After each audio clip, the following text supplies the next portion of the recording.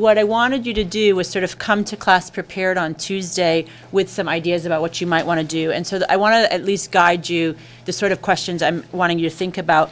Obviously, the first would be the topic. So what's a more precise topic you'd like to engage in some research on about YouTube?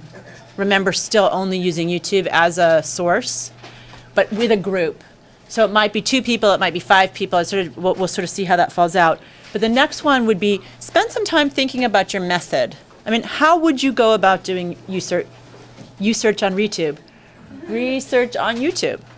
And you know, I saw a post that Miranda put up today where she asked the YouTube community to answer a question. And you know, that's a really interesting research methodology. But I'd like to start pushing yourselves about, would it just be that you're just like looking for videos, or can you start imagining facilitating the community to help you do research?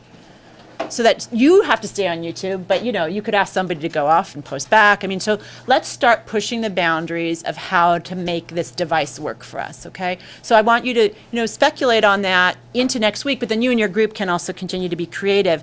And then the third question would be that you want to sort of think about when you come to class next week is, what would the format be?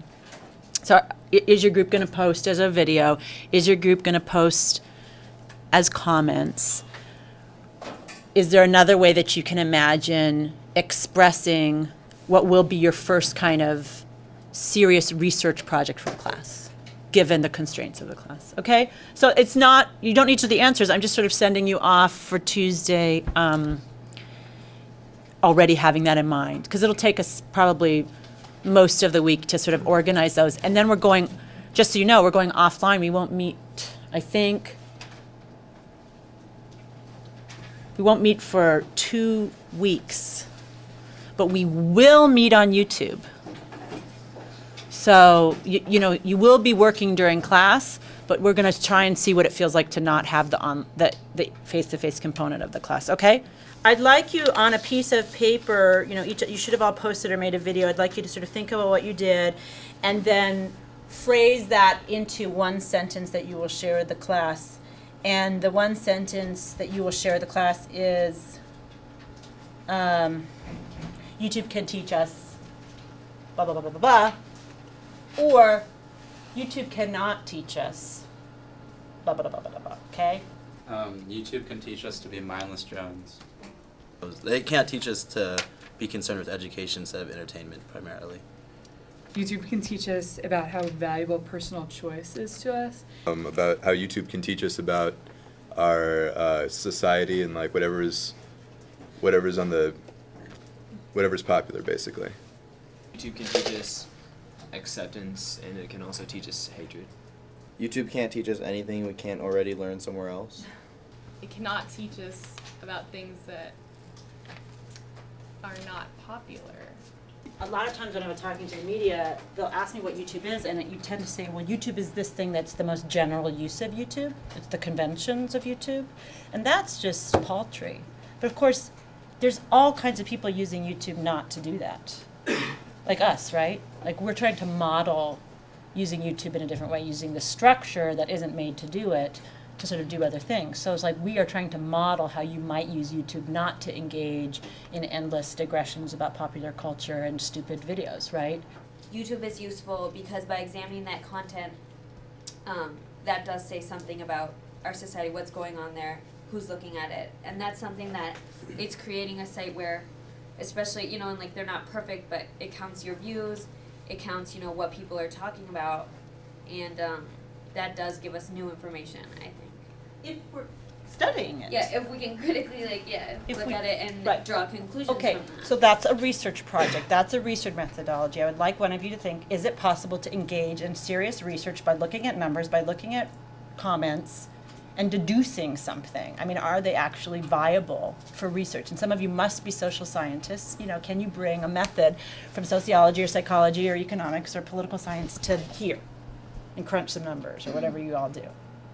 The reason why YouTube works better than just, yeah, you could find that same exact video by typing it into a search engine, but how many people are going to think, oh, I need to find out a way to fold a Japanese shirt, I should type that into a search engine. I think the cultural adept of YouTube, and that how everyone equates YouTube as a place where you can find anything on the internet. Sure, you can find anything by just typing it into Google or Yahoo or going to any other thing, but people have culturally equated this form, YouTube, the site YouTube, with the way you find videos and the way you find that type of information.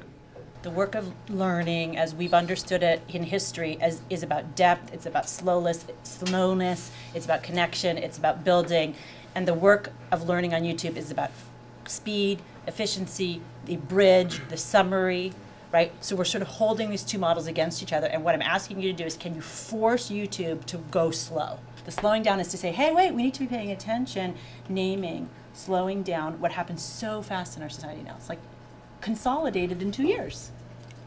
For the rest of your lives, or however long it's going to be YouTube. I think that's just something that's become with the age of the internet, though, and the age of how media has become today, and how fast media, you know, you can say that with NBC, but what was the forms of media when NBC consolidated or had to come together?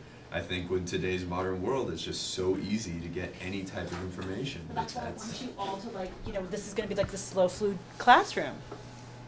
I want us to have a kind of revolt where we say, you know, fast enough, slow down. We're not learning anything. It's too fast.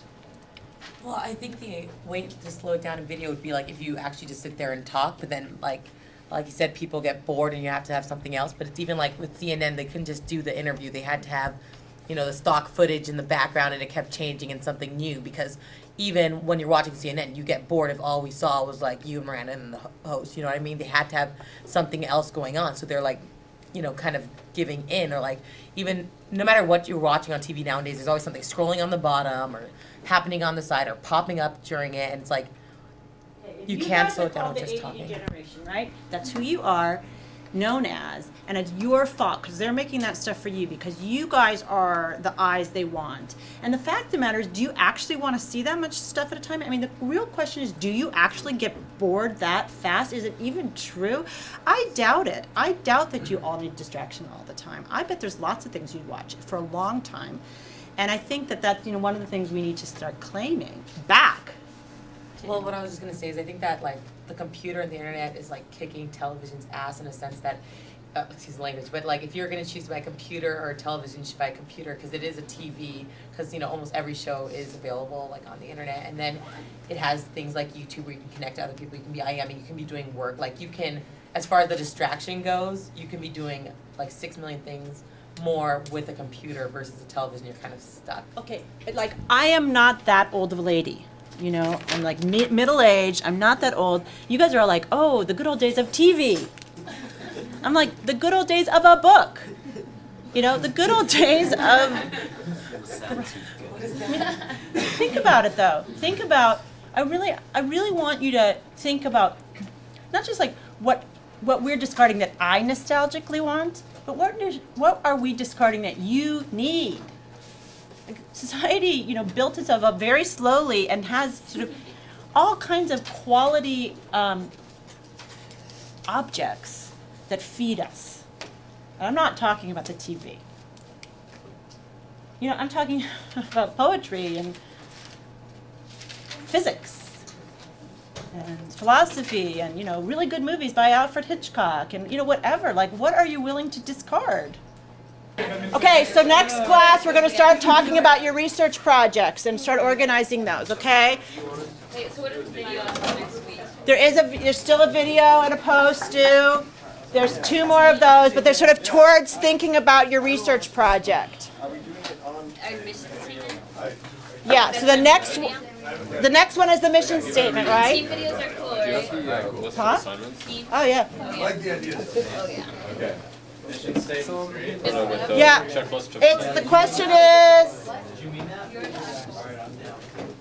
over the following 3 weeks, we plan to learn from YouTube X. It's a way to think about what your project might be, something you could learn there, and how. Stop talking about it. Let's go in. Let's start making some statements.